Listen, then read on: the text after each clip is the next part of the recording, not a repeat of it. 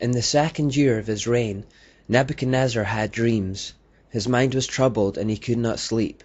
So the king summoned the magicians, enchanters, sorcerers, and astrologers to tell them what he had dreamed.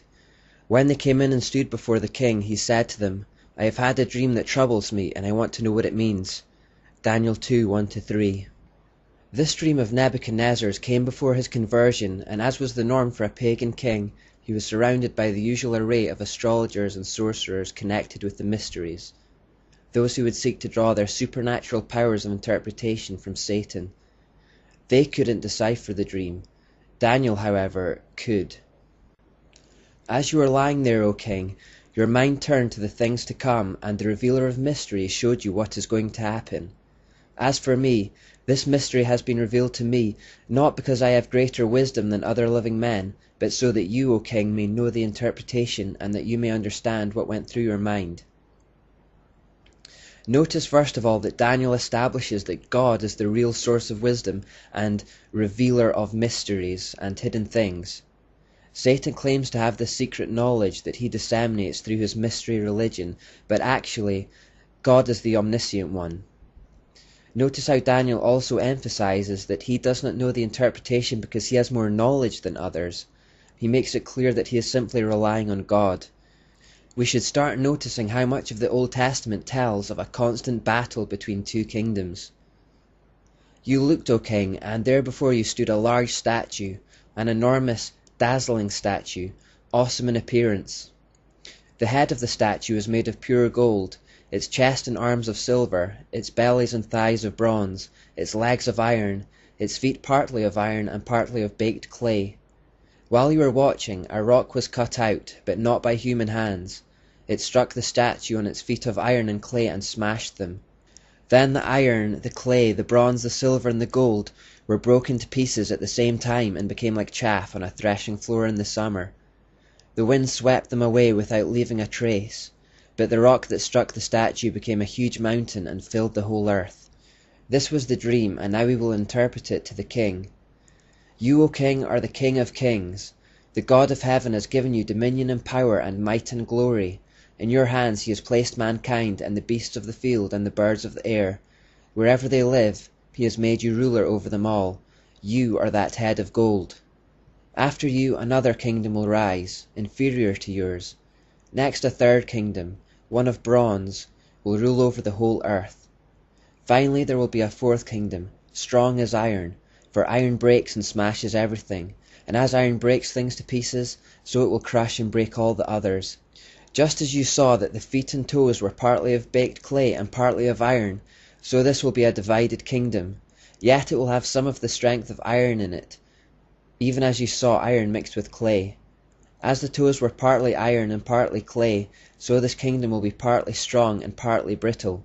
And just as you saw the iron mixed with baked clay, so the people will be a mixture and will not remain united, any more than iron mixes with clay. In the time of those kings, the God of heaven will set up a kingdom that will never be destroyed, nor will it be left to another people. It will crush all those kingdoms and bring them to an end, but it will itself endure forever. This is the meaning of the vision of the rock cut out of the mountain, but not by human hands, a rock that broke the iron, the bronze, the clay, the silver, and the gold to pieces. The great God has shown the king what will take place in the future.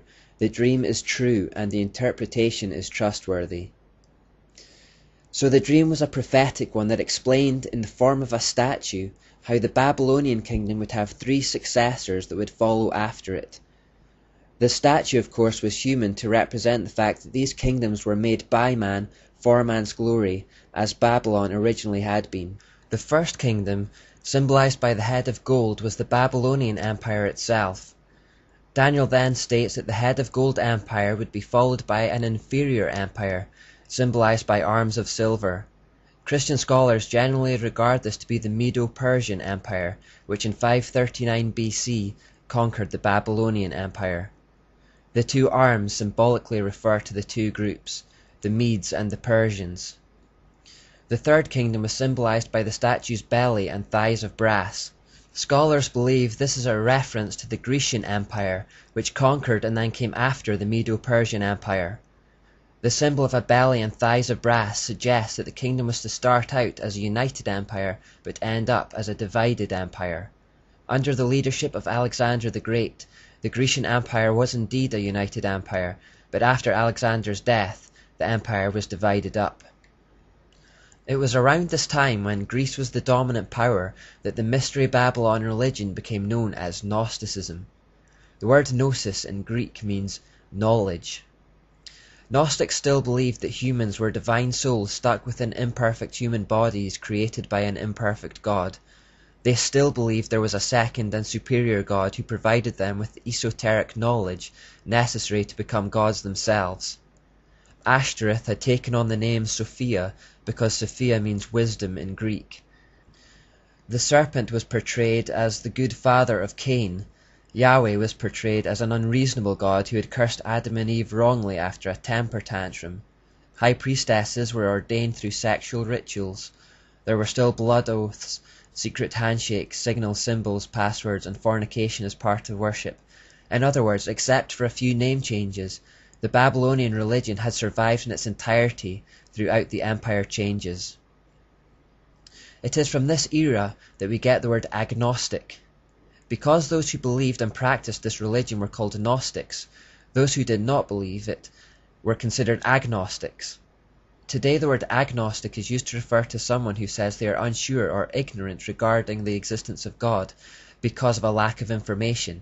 Anciently, however, the word agnostic would have identified a person who deliberately desired to remain ignorant of the secret knowledge and rituals through which the Gnostic good God, the serpent, and the mystery religion of Babel might be revealed.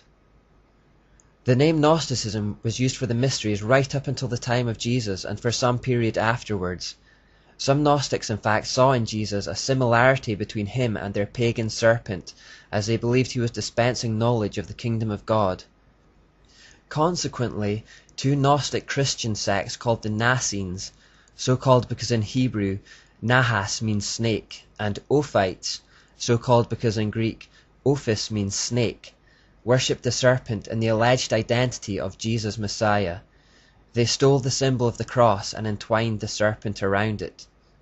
You may see the symbol interpreted as Christ crucifying the serpent to the cross wherever it is seen, especially in Catholic graveyards, but its true blasphemous meaning comes from a Gnostic corruption of Christianity.